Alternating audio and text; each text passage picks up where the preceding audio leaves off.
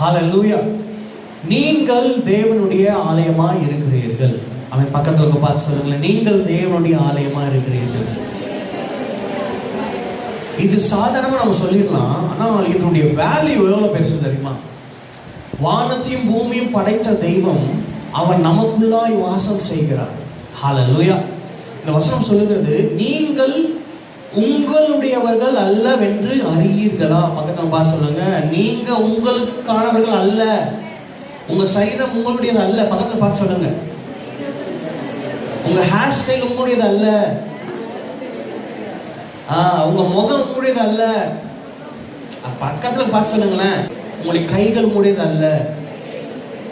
அப்படின்னா என்னன்னா, உங்களுக்கு ஆர்டர் கொடுத்திருக்கிற அந்த சரீரம் உங்களுக்கு ரெண்டுக்காக கொடுத்திருக்கிறார். எவ்வளவு நாளைக்கு? இந்த உயிரோடு வாழ்கிற நாள் வரைக்கும். ஹல்லேலூயா. இதை பத்திரமா பாதுகாக்கிறது, இதை பரிசுத்தமா பாதுகாக்க வேண்டிய பொறுப்பு யாருக்கு இருக்கு? நமக்கு இருக்கு. ஹல்லேலூயா. சரீரத்தை கெடுப்பதற்கோ இந்த சரீரத்துல எதை செய்யறதுக்கோ நமக்கு அனுமதி இல்லை. ஹல்லேலூயா.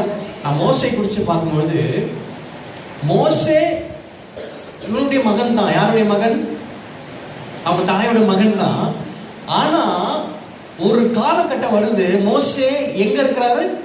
அரண்மனையில் இருக்கிறாரு. அப்போ இப்போ அரண்மனையில் இருக்கிற மோசேக்கு அதிகாரி இப்ப யாருன்னா பார்வோனுடைய மகள். என்னதான் மோசேவுடைய தாயா இருந்தாலும், பார்வோனுடைய மகள் என்ன சொல்றாங்களோ, பார்வோனுடைய மகள் என்ன சாப்பாடு கொடுக்கணும்னு மோசேக்கு நிர்ணயித்திருக்கிறாங்களோ அதை தான் கொடுக்கணும், தவிர மோசேவுடைய தாயால எதையும் கொடுக்க முடியாது. ஹல்லேலூயா.